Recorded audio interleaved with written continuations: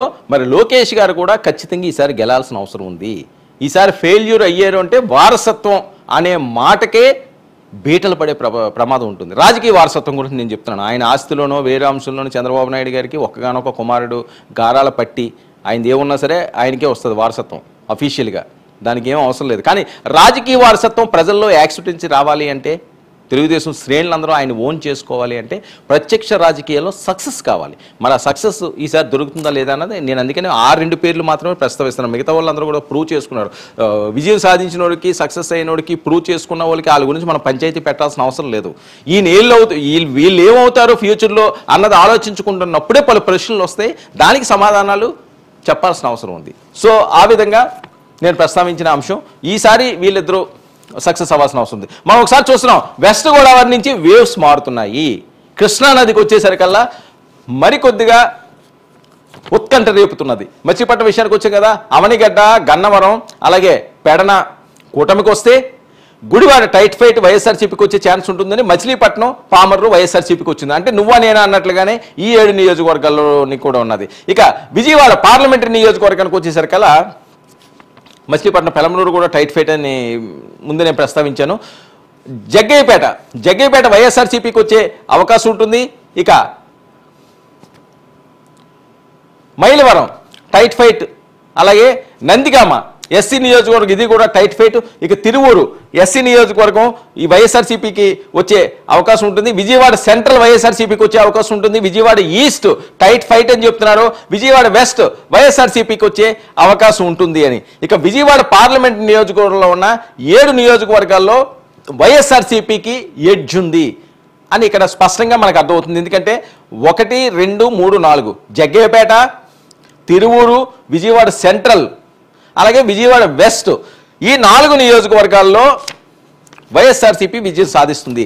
అయితే ఇక్కడ చాలా కీలకమైన అంశం ఏంటంటే, విజయవాడ పార్లమెంట్ నియోజకవర్గంలో ఉన్న అసెంబ్లీ సెగ్మెంట్స్లో ఒక్కటి కూడా తెలుగుదేశం పార్టీకి ఇవ్వలేదు. ఇది చాలా కీలకం, చాలా గట్స్తో చేయాల్సిన సర్వే ఇది. ఎందుకంటే విజయవాడ, అమరావతి అనే ప్రాంతంలో ఆ పార్లమెంటరీ నియోజకవర్గంలో తెలుగుదేశం పార్టీ ఒక్క సీటు ఈ ఎన్నికల్లో గెలుచుకోలేకపోతున్నదా అన్న దాని మీద సర్వత్రా ఉత్కంఠ రేపుతున్నది. అయితే టైట్ ఫైట్ విషయానికి వస్తే మైలవరం టైట్ ఫైట్ అంటున్నారు, నందిగామ ఎస్సీ నియోజకవర్గం టైట్ ఫైట్ అని ఇక్కడ పేర్కోవడం జరుగుతుంది. టైట్ ఫైట్ మాత్రమే చూపిస్తున్నాడు. విజయవాడ ఈస్ట్ టైట్ ఫైట్ చూపించినప్పటికీ కూడా అది వైఎస్ఆర్సీపీ ఖాతాలోనే పడిపోయింది. అంటే ఓవరాల్గా వైఎస్ఆర్సీపీ ఇక్కడ హవా సాగింది అన్నది ఈ సర్వేలో చెబుతున్న ముఖ్య అంశం. నెక్స్ట్ గుంటూరు అయితే కూటమికే మనం చూపిస్తుంది. ఇక్కడ మీకు అర్థమైపోతుంది ఎవరు చేస్తున్నారు అనేది. ఇక్కడ డైరెక్ట్గా ఇచ్చేశారు నాగన్న సర్వేలోని. ఆ పార్లమెంట్ నియోజకవర్గంలో ఉన్న 7 అసెంబ్లీ సెగ్మెంట్స్లోని ఎవరు గెలుస్తారు అన్నది ఇక్కడ మార్క్ చూస్తే మనకు అర్థమైపోతుంది. అంటే మెజారిటీ సీట్స్ గెలడం మీన్స్ మెజారిటీ సీట్స్ ఎవరు వస్తాయి అన్నది. ఒకసారి చూద్దాం. గుంటూరు ఈస్ట్ టైట్ ఫైట్ ఉండే ఛాన్స్ ఉంటుంది. వైఎస్ఆర్సీపీ గెలిచే అవకాశం ఉంటుందని. గుంటూరు వెస్ట్ వైఎస్ఆర్సీపీ గెలిచే అవకాశం ఉంటుంది. మంగళగిరి నేను ముందే ప్రస్తావించాను, లోకేష్ ఈసారి గెలబోతున్నారు. ఒక్కసారిగా మనం ఇక్కడ చూడొచ్చు, మంగళగిరి లోకేష్ గెలుస్తారు అన్నది ఈ సర్వేలోని సారాంశం. ఎందుకంటే అక్కడ గెలాల్సిన అవసరం కూడా తెలుగుదేశం పార్టీకి ఉంది, చంద్రబాబు నాయుడు గారికి ఉంది. లోకేష్ రాజకీయ పరంగా ఈసారి గెలపోతే ఇబ్బందులు పడతాడు ఆయన.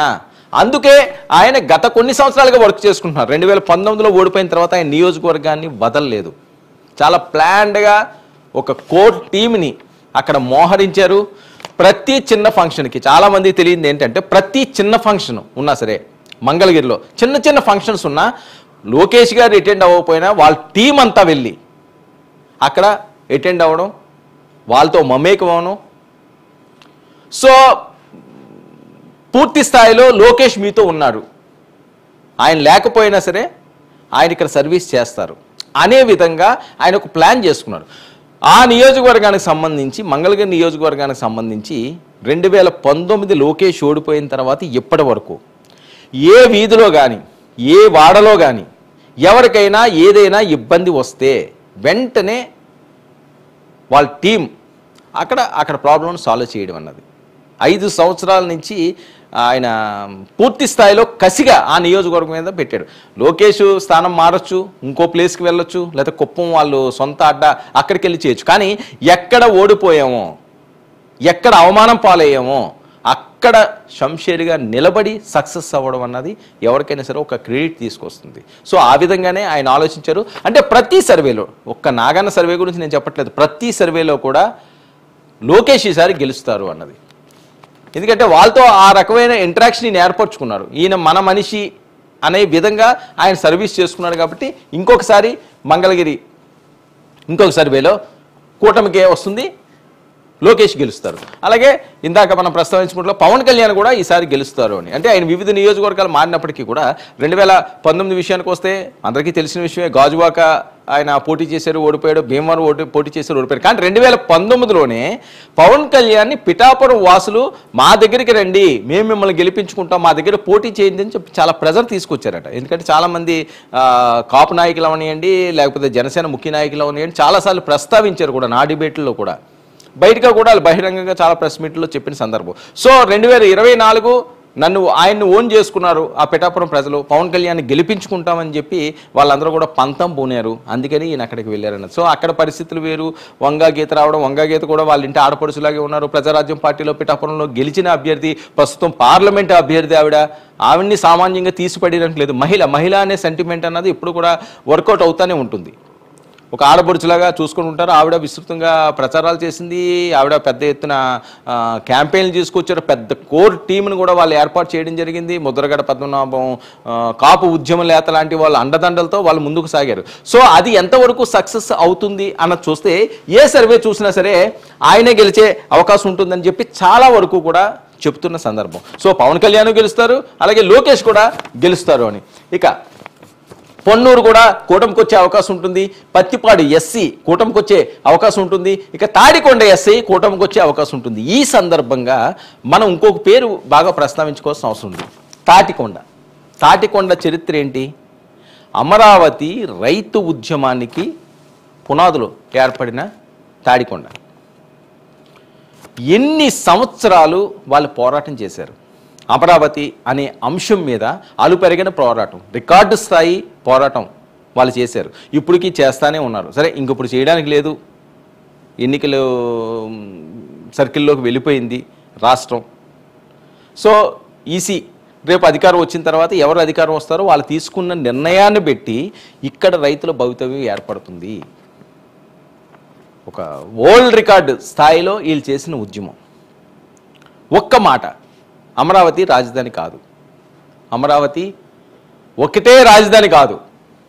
వైఎస్ జగన్మోహన్ రెడ్డి గారు తీసుకున్న చాలా క్రూషియల్ డెసిషన్ ఇది, ఒక ఉత్కంఠభరితమైన డెసిషన్. మరి ఆయన ఏ విధంగా ఆలోచించుకుండి ఈ రకమైన డెసిషన్ తీసుకున్నారో కానీ, ఎందుకంటే ఆంధ్రప్రదేశ్ రాష్ట్ర విభజన అనే అంశం అంటే ప్రస్తావన వచ్చింది కాబట్టి ఒక్కసారి మనం క్లియర్గా అక్కడ నెమరు వేసుకోవాల్సిన అవసరం ఉంది. 2014 రాష్ట్ర విభజన నేపథ్యంలో ఉమ్మడి ఆంధ్రప్రదేశ్, తెలంగాణతో ముడిపడిన ఆంధ్రప్రదేశ్లో తెలంగాణలో జరిగిన ఉద్యమం ఉవ్వెత్తున దేశవ్యాప్తంగా పెను సంచలనాలు రేపిన ఘటన ఎప్పటికీ కూడా మర్చిపోదు చరిత్ర ఎప్పుడూ చిరస్థాయిగా ఆ పుటల్లో నిక్షిప్తమై ఉంటుంది. అలాగే తెలంగాణ రాష్ట్ర ఆవిర్భావం అనే అంశం కూడా ఖచ్చితంగా చరిత్రలో నిలిచిపోతుంది. ఎందుకంటే అంత గొప్ప ఉద్యమాన్ని వాళ్ళు చేశారు. ఆంధ్రప్రదేశ్లో చెయ్యలేదా అంటే చేశారు, కానీ ఎంత ఉధృతంగా అయితే చెయ్యలేదని చెప్పొచ్చు. ఎందుకంటే సకల జనులు రోడ్లు ఎక్కారు, సమస్తం స్తంభింపచేశారు, ప్రాణ త్యాగాలకి సిద్ధపడ్డారు. ఒకటి కాదు, రెండు కాదు, చాలా అంశాలు ఇందులో ముడిపడి ఉన్నాయి. సో ఈ పరిస్థితుల్లో రాష్ట్ర విభజన జరిగింది, కాంగ్రెస్ పార్టీ 2 రాష్ట్రాలు చేసింది. అయితే ప్రధాన రాజధానిగా ఇరు రాష్ట్రాలకి అభివృద్ధి పదంలో, ఆర్థిక పదంలో తనదైన హైప్తో వెళ్ళిపోయిన హైదరాబాద్ నగరం తెలంగాణ రాష్ట్రానికి వెళ్ళడమే కాకుండా వాళ్ళు రాజధానిగా ఏర్పడింది. కానీ ఆంధ్రప్రదేశ్ రాజధాని ఏది? ఆంధ్రప్రదేశ్కి రాజధాని లేని పరిస్థితి. అందుకే విభజన చట్టంలో 10 సంవత్సరాలు ఉమ్మడి రాజధానిగా హైదరాబాద్ను పేర్కోవడం జరిగింది. హైదరాబాద్ను ఉమ్మడి రాజధానిగా పేర్కొన్నాక ఇక్కడికి వచ్చి పాలన సాగించే పరిస్థితి ఉంటుందా అంటే ఆ పరిస్థితి కూడా లేదు. ఎందుకంటే ఆ విద్వేషాలు వచ్చినాయి రాష్ట్రాల మధ్య. ఇప్పుడు తగ్గుతున్నది, ఫ్యూచర్లో ఇంకా తగ్గుండొచ్చు. జనరేషన్లు మారే కొలది కూడా గతంలో చెన్నై నుంచి వచ్చినప్పుడు కూడా ఈ రకంగానే ఉంటుంది. తెలుగోడు అని వాళ్ళు అంటారు, తమిళోడు అని వీళ్ళని ఎవరు, అదొక పంచాయతీ. సో అది చరిత్రలో కాలగర్భంలో కొన్ని అంశాలు చెరిగిపోతాయి తప్ప చరిత్ర మాత్రం పూర్తిగా దాన్ని ఎవరు చెరపలేరు. హిస్టరీ ఎప్పుడు హిస్టరీయే. సో ఈ నేపథ్యంలో విద్వేషాలు వచ్చినాయి. వాళ్ళు ఎక్కడ ఉండడం ఏంటి, ఇక్కడికి వచ్చి పాలించడం ఏంటి అనడం, ఆ తర్వాత చంద్రబాబు నాయుడు గారు గెలడం, ఆయన ఇక్కడ లేక్ వ్యూ హౌస్లోనే చాలా కాలం పాలన సాగించారు. అయితే ఆ తర్వాత వచ్చిన నడిపించడం రాజకీయ పరంగా కొన్ని అంశాలన్నీ కూడా పెను సంచలనం మారడం, నోటుకు ఓటు కేసులను ఇంకోటనో ఏదో కారణం ఏదైతే అవ్వండొచ్చు, కానీ ఇక్కడ కొనే పరిస్థితి లేదు. అక్కడ రాజధాని నిర్మాణం ఇక్కడే కాదు, ప్రపంచంలో ఎక్కడా కూడా 4-5 సంవత్సరాల్లో జరగదు. మనం ఇల్లు కట్టుకోవాలనుకుంటే ఒక 3 అంతస్తులు ఇల్లు కట్టుకోవాలనుకుంటే 3 సంవత్సరాలు పడుతుంది. అలాంటిది కొన్ని వందల ఎకరాల్లో నిర్మాణాలు చేయాలంటే సామాన్యమైన విషయం కాదు. ఆర్థిక పరంగా కూడా చాలా అంశాలు ఉంటాయి. సరే, కొంతవరకు అసెంబ్లీ అవనియండి, ఆ సెక్రటరియట్ అవనియండి, కొన్ని అక్కడ నిర్మాణాలు జరిగినాయి. సో అక్కడి నుంచి రచ్చ మొదలైంది. అవన్నీ కూడా గ్రాఫిక్స్ అన్నారు. ఆ పంచాయతీ పెద్ద పంచాయతీ, అది ఇప్పటికీ మర్చిపోలేని పంచాయతీలన్నీ కూడా తెలుగు రాష్ట్రాల్లో జరిగినాయి. సో ఆ పరిస్థితుల్లో 2019కి పూర్తి స్థాయిలో జరగలేదు. అయితే మొదటిసారి అసెంబ్లీలో ఈ తీర్మానాన్ని ప్రవేశపెట్టినప్పుడు ప్రతిపక్షంలో ఉన్న వైఎస్ఆర్సీపీ కూడా ఖచ్చితంగా రాజధాని నిర్మాణం మధ్యస్థగానే ఉండాలి, గతంలోలాగా ఒక కార్నర్లో ఉండేలా ఉంటే విభేదాలు వస్తాయి. అటు రాయలసీమకి దగ్గర, ఇటు ఉత్తరాంధ్రకి మధ్యస్థంగా ఉండే ప్రాంతమే అమరావతి ప్రాంతం, కృష్ణా ప్రాంతం, విజయవాడ ప్రాంతం. సో అక్కడ ఓకే అన్నారు, అయ్యింది. కానీ 2019లో 151 సీట్లతో బలంగా అధికారాన్ని చేపట్టిన వైఎస్ఆర్సీపీ ఆ రోజు తీసుకున్న ఆ నిర్ణయం మీద వీళ్ళు వ్యతిరేకత వ్యక్తం చేశారు. చేసిన నేపథ్యంలో 3 రాజధానులు అనే అంశం తెర మీదకి వచ్చింది. 3 రాజధానులు అనే తెర మీదకి వచ్చిన తర్వాత అక్కడ మన ఉద్యమాలు చేశారు. అయితే తాడికొండ నుంచే ప్రారంభమైంది. అమరావతి రాజధాని ఉండే ప్రధాన ప్రాంతం ఈ ప్రాంతంతో ముడిపడి ఉంది కాబట్టి ఇంతలాగా ఈ తాడికొండ గురించి నేను ప్రస్తావించాల్సిన అవసరం ఉంది. తాడికొండ ఎస్సీ విషయానికి వస్తే ఇక్కడ కూటమి గెలిచే అవకాశం ఉంటుంది. ఎందుకంటే వాళ్ళు చేసిన ఉద్యమాలు, ప్రభుత్వం మీద పూర్తి వ్యతిరేకత, అసలు జగన్మోహన్ రెడ్డి గారు వాడిని కన్నెత్తి చూడడానికి కూడా ఇష్టపడిన పరిస్థితి, చాలా కసిగా ఉన్నారు. ఆ కసి కూటమికి ప్లస్ అయ్యింది అన్నది. ఇక తెనాలి విషయానికి వస్తే వైఎస్ఆర్సీపీ ఇక్కడ గెలిచే ఛాన్స్ ఉంటుందని ఇది కూడా చాలా కీలకంగా ఆలోచించాల్సిన అవసరం ఉంది. తెనాలి ఎవరు పోటీ చేశారు? నాదెండ్ల మనోహర్. తెనాలి జనసేన నెంబర్ 2 నాదెండ్ల ఇక్కడ ఓడిపోతున్నారు అని చెప్పి నాగన్న సర్వే చెప్తుంది. ఆలపాటి రాజా ఇష్యూ మనం చూసాం. ఆలపాటి రాజా పెద్ద ఎత్తున చాలా సీనియర్ నాయకుడు, ఆయన చంద్రబాబు నాయుడు గారితో చాలా దగ్గరగా ఉండే వ్యక్తుల్లో ఆలపాటి రాజా ఒకరు. ఆ రాజా అక్కడ టికెట్ కన్ఫర్మ్ అయిపోయింది అనుకున్నారు, మరి తప్పని పరిస్థితి వచ్చింది. 2వ స్థానంలో ఉన్న వ్యక్తి ఆయన తెనాలి గతంలో పోటీ చేసి గెలిచిన వ్యక్తి నాదెండ్ల మనోహర్ గారు.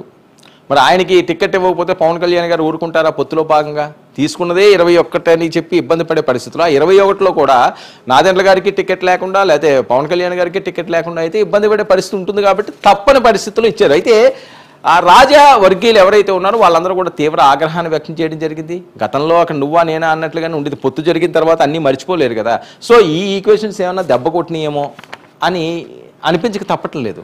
ఇక్కడ మనం రిజల్ట్ చూస్తుంటే వైఎస్ఆర్సీపీకి డైరెక్ట్ ఎడ్జ్ ఇచ్చారు. టైట్ ఫైట్ కూడా చెప్పట్లేదు. ఇక్కడ తెనాలి టైట్ ఫైట్ చెప్పి వీళ్ళకి ఎడ్జ్ ఉంటుంది అంటే కాస్త ఆలోచించవచ్చు, కానీ డైరెక్ట్గా ఇచ్చేశారు. ఎందుకంటే ఆ పార్లమెంట్ నియోజకవర్గంలో ఉన్న ఆ చుట్టుపక్కల నియోజకవర్గాలన్నీ కూడా కూటమి చూపిస్తున్నాయి. ఒక్క తెనాలి వచ్చేసరికల్లా డైరెక్ట్గా వైఎస్ఆర్సీపీకి ఇక్కడ రిజల్ట్ ఇస్తున్నారు. మంగళగిరి కూటమి అంటున్నారు, పొన్నూరు కూటమి అంటున్నారు, ప్రతిపాడు కూటమి అంటున్నారు, తాడికొండ కూటమి అంటున్నారు. మరి తెనాలి వచ్చేసరికల్లా వైఎస్ఆర్సీపీ ఏ రకంగా అక్కడ పుంజుకుందో చూడాలి. చిలకలూరుపేట కూటమికి వచ్చే అవకాశం ఉంది. చిలకలూరుపేట రజనీ గారిని అక్కడి నుంచి ట్రాన్స్ఫర్ చేశారు, ఆమెను గుంటూరు పంపించారు, అక్కడ లాస్ అయ్యింది అని చెప్పి ఇక్కడ చెప్తున్నారు. ఇంకా గురజాల, నేను ఆ గుంటూరు తెనాలి వరకు అయిపోయిన తర్వాత మన నరసన్నపేటకు వెళ్తున్నాం. ఇప్పుడు తెనాలి వైఎస్ఆర్సీపీ అని చెప్తున్నారు. నరసన్నపేట పార్లమెంటరీ నియోజకవర్గంలో ఉన్న చిలకలూరుపేట కూటమికి వచ్చే అవకాశం ఉంటుంది. గురజాల టైట్ ఫైటు, కానీ వైఎస్ఆర్సీపీ వైపు ఎడ్జుండే ఛాన్స్ ఉంటుంది. ఇక మాచర్ల కూటమికి వచ్చే ఛాన్స్ ఉంటుంది. నరసరావుపేట వైఎస్ఆర్సీపీ, పెదకూరపాడు వైఎస్ఆర్సీపీ, అలాగే సత్తెనపల్లి కూటమికి వచ్చే అవకాశం ఉంటుంది. సత్తెనపల్లి అంబటి అక్కడ కూడా కూటమికి వచ్చే ఛాన్స్ ఉంటుంది అని.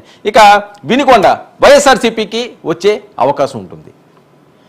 సో ఇక్కడ చూస్తే నరసరావుపేట విషయానికి వస్తే వైఎస్ఆర్సీపీకి ఎడ్జ్ ఉంది అని ఇక్కడ మనకు స్పష్టంగా కనిపిస్తున్నది. ఎక్కడ ఆ ఎడ్జ్ అంటే గురజాల టైట్ ఫైట్లో కూడా వైఎస్ఆర్సీపీకి వచ్చే అవకాశం ఉంటుందని, నరసరావుపేట వైఎస్ఆర్సీపీకి వచ్చే అవకాశం ఉంటుంది, అలాగే పెదకూరపాడు వైఎస్ఆర్సీపీకి వచ్చే అవకాశం ఉంటుంది.